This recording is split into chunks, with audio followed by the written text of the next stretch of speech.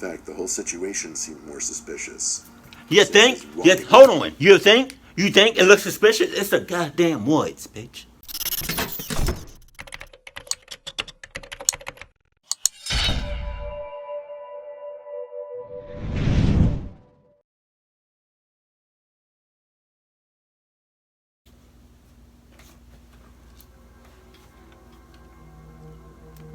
I'm ready.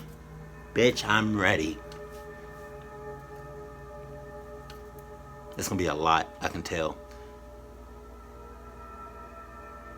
I went to a bar with a couple friends one Saturday night. Okay. We got really drunk and eventually all spread out throughout the bar as we went to talk to different people. Long story short, I was having a bad night, and I wasn't feeling the whole bar scene really. I called an Uber home, which was about 15 minutes away. The Uber pulled up, but instead some old, crappy-looking 2003 or something Honda Accord pulls up in front of the bar. I knocked on the window and asked, "Mike?" He nodded, so I got in the passenger seat, only because the front seat was covered with books and other stuff that appeared to be junk. He's not wearing Adidas. He's not. You can tell he's not. You want to know how? Because, first, I just want to let you know that Adidas, they can, if you're wearing them on your feet or whatever, if you have them close, but I'm talking like really close, by you or on your feet, they can speak to you inside your shits. So, if he was wearing Adidas at that point in time, right, his Adidas would have said, "Hey, get your shit together, sober the hell up, because this car is not, no, this is not the right shit. Sober the hell up, get your shit together, and run." That's all I'm saying. That's a... Ooh. Ooh. This. Ooh. In fact, the entire car was messy, the back seats too. He didn't seem like the kind of Uber driver to joke around and make conversation with. He was on the older side, not that old, but his hair was thinning, and based on what I could see of his face, he looked kind of unfriendly. So I kept silent. I was pretty drunk though, so I barely remember what I was doing. Probably drunk texting people and whatnot. Sober the hell up. I'm telling you, I was blackout drunk because I don't remember even getting out of the car. Shit. All I really remember is waking up the next morning and realizing my phone was missing. I checked everywhere. I practically turned my whole room upside down looking for it. Eventually, after hours of searching, I came to the unfortunate acceptance that I must have lost my phone the night before. I had my brother text all my friends asking if they had my phone. All of them said no. Then I remembered I recently activated Find My iPhone. I excitedly told my brother to track my phone using the Find My iPhone app. Sure enough, my iPhone came up on the map.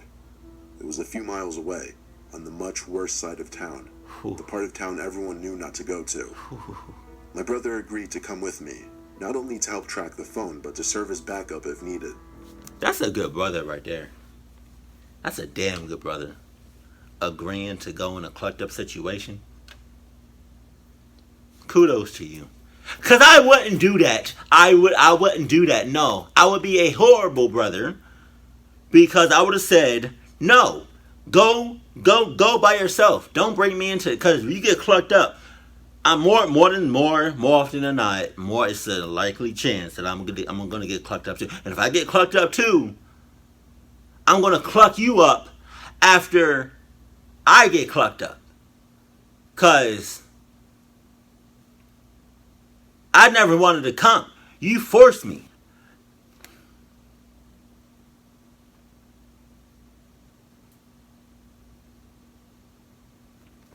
We're not doing this. We pulled up to what appeared to be the house that the iPhone on the map was sitting over. It was a small box-like house. 2 windows in front, 1 window on the upper level. It was either 8 or 9 p.m., still early, so my brother and I went ahead and rang the doorbell. Oh, fuck. It didn't seem like the bell worked, though, so I knocked really hard on the door. We could actually hear footsteps on a creaky wood floor approaching the front door, then silence. There was a peephole in the door, so I had a feeling someone was watching us through it at that very moment. After an uncomfortably long silence, the door cracked open and someone asked who it is in a very raspy, almost familiar voice. We mentioned the lost iPhone situation.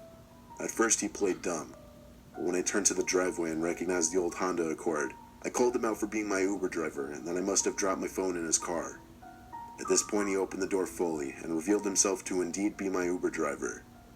Now he acted like he remembered, but his whole persona and everything was disturbing. He clearly didn't know what social cues were, or forget that, he clearly just didn't know what social skills were.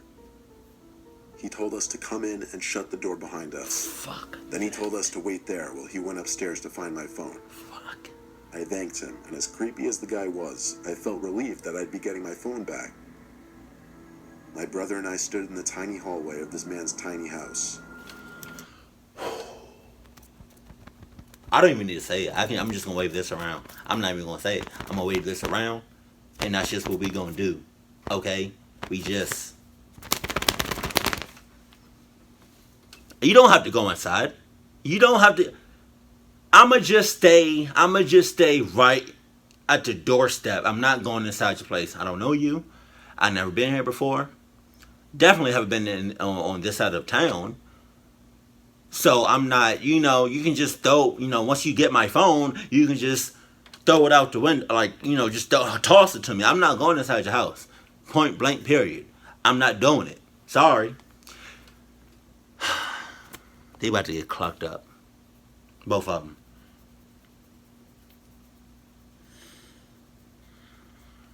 How you gonna go into a house you never... It was so archaic inside. The finishing, the design, everything. The floral wallpaper covering all of the walls looked like it belonged in a house built in the 1930s. The stairs that the man walked up were creaky and sounded like they were ready to collapse. Damn. We heard the man walking around upstairs for a bit. The creakiness followed his every step until we heard him stop directly overhead. My brother and I patiently played the waiting game, with my checking my watch every minute or so. He seemed to be up there for a total of 10 minutes. My brother and I got so impatient at this point that we started calling up the stairs, asking the man if he needed help. Wow. We heard a slight creak in the floor right above us again, but he didn't call back. My brother told me to go upstairs and check if he needed help, so I hesitantly did. Wow. As I got halfway up the stairs, I realized it was insanely dark up there, Wow. which made me wonder how he could even possibly be looking for my phone. I got to the top. There seemed to be 3 open doors, one leading to a bathroom, the other 2 leading to bedrooms. All the lights were off except for a little hallway nightlight. I called out for the man again, to no avail. I called down the stairs to my brother, saying that all the lights were off and something wasn't right. He didn't answer for some reason. I checked the bathroom, empty. I was about to check one of the bedrooms, passing the door to the bathroom, but I stopped when I saw something through the crack of the bathroom door. The man, he was hiding behind the door, holding something in his hand.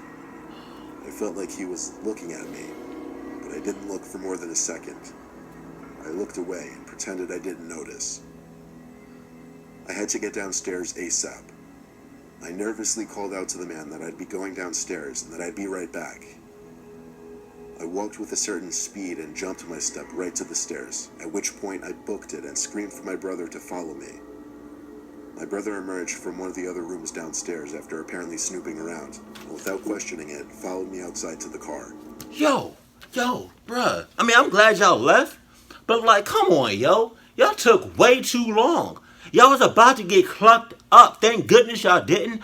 But yo, come on. It must have been either you must have had either the iPhone 10, right, or X, or the Samsung Galaxy X S9. Any other phone? I mean, a phone is a phone. You can always get another phone. You can't always get another life. So what you doing? Just if you lost your phone, just work just work some doubles at your job for a couple of weeks, and then you can get a new phone. Or if you have insurance, You can pay a little something and get a new phone. It's a phone. You can get a new phone. You can't get a new life. Think about it. And I can't believe you went further into the house. You fucking playing. We drove down the block as I explained in full what happened. The next thing we did was dial 911 for the police. An officer showed up to the house where we returned, showed the officer the Find My iPhone app screen, and knocked on the door with the officer. The man would eventually answer, and the officer forced the man to fetch the phone. This time he did without hesitation. He went up the stairs and 10 seconds later came back down. Wow. My brother and I begged the officer to arrest him or do something, given that he looked as if he were waiting to strike me as he was behind that door. The officer said there was nothing he could do though, and I swear, as I said this, the Uber driver looked at me with the most disgusting, disturbing, and evil stare I'd ever seen. I gave him the middle finger and turned away as we left the house, which felt good slightly, but I still get scared thinking about seeing that man behind that door, very clearly holding something in his hand, most likely waiting to attack me if I were to see him.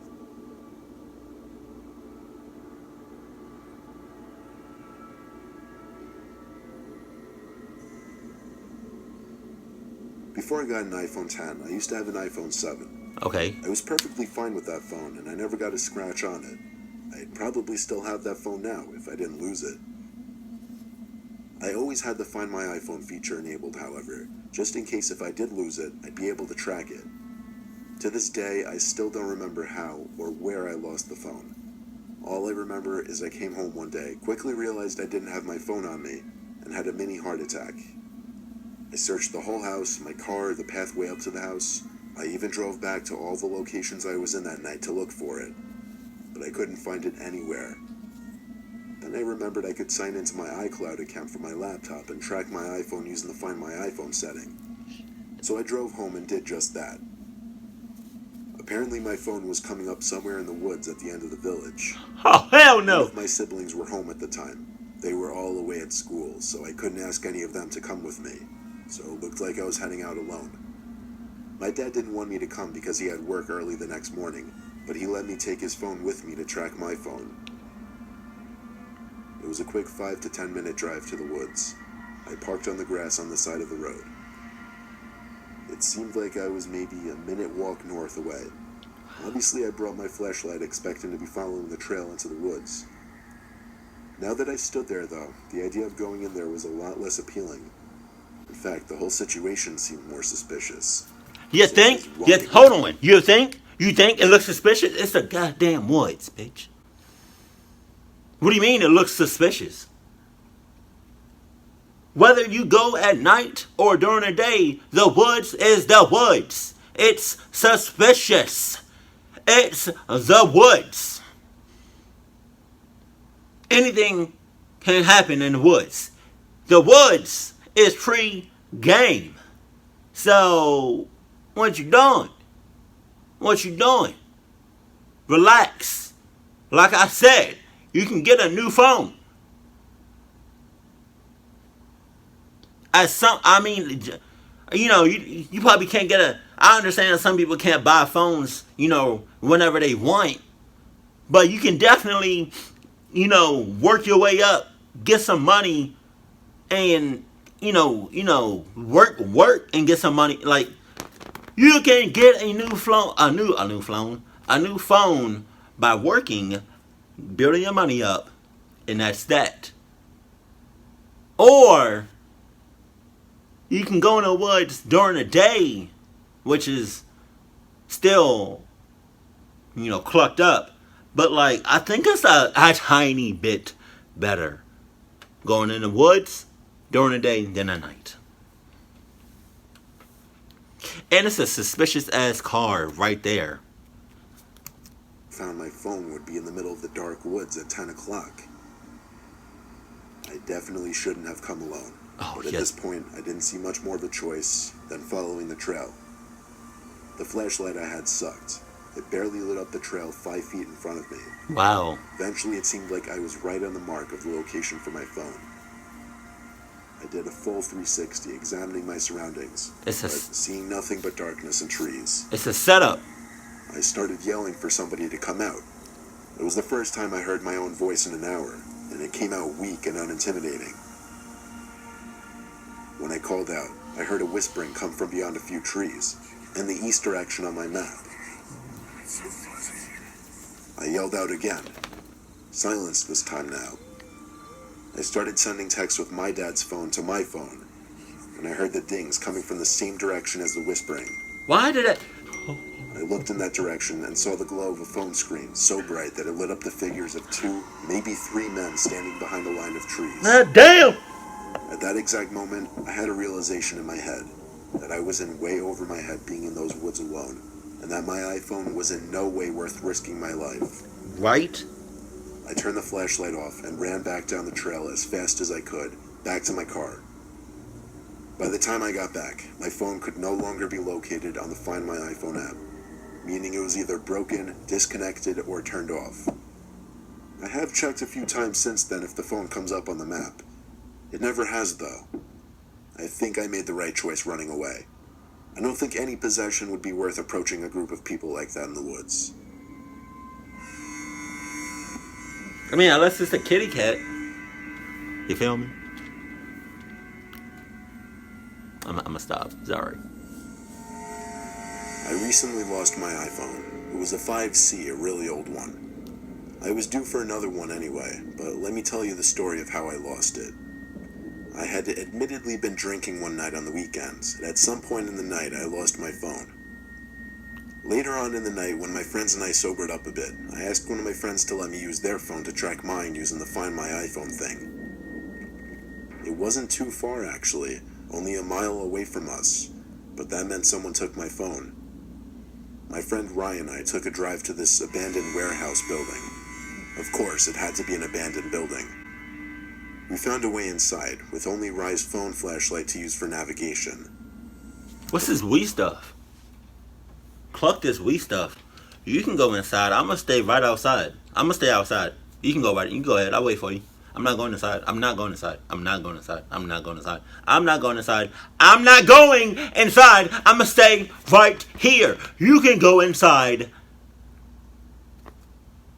And I'm gonna stay my scary ass here.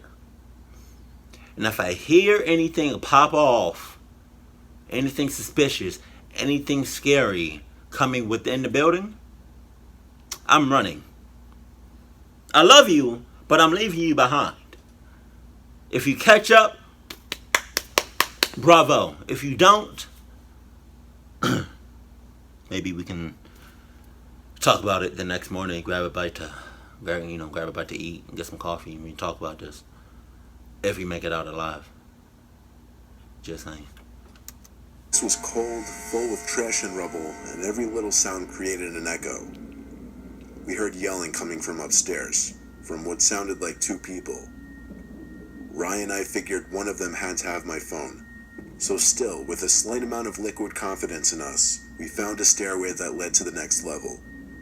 We came to a hallway, which was disturbingly silent. The only thing to break the silence was a bang from a nearby locker room type area.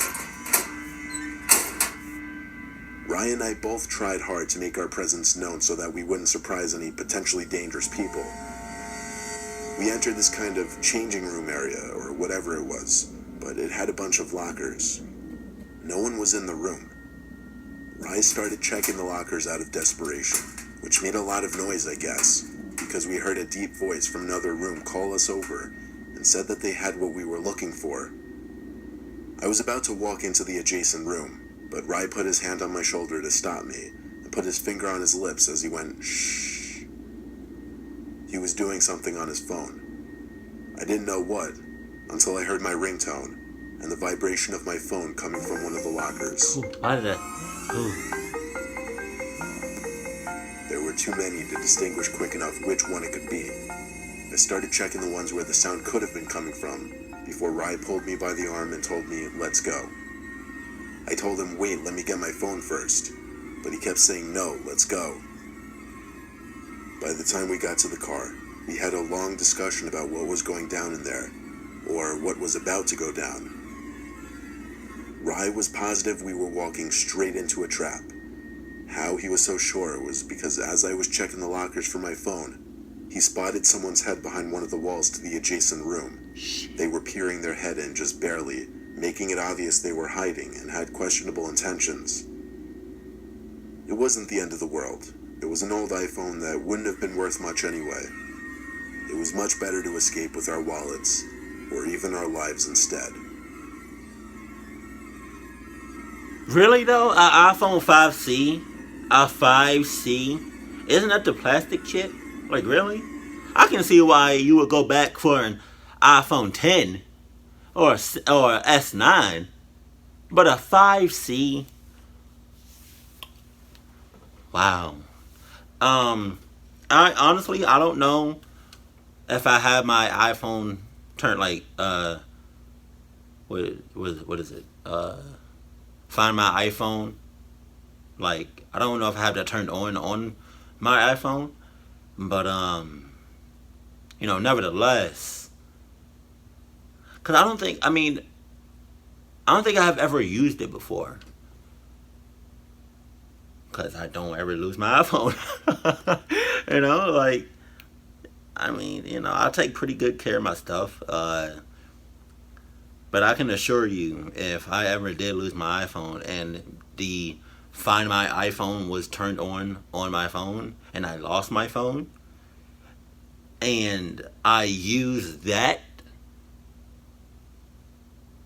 and my iPhone was in a specific, like it was like either in a specific part of town where I never go because of some really sus shit, or if it's in some wood, it's like I'm not about to risk my life because of a phone. It's a phone, and I understand that some people, they like their lives revolve around their phone. Like they do work on their phone. They do some activities that they use their phone every single day. Some people use it more than others. All I'm saying is a phone is a phone, and you can always get another phone. Whether you can get a phone, the next day or the next 2 months, you can always get a new phone, right? But you can't always get a new life. You can't get a new life.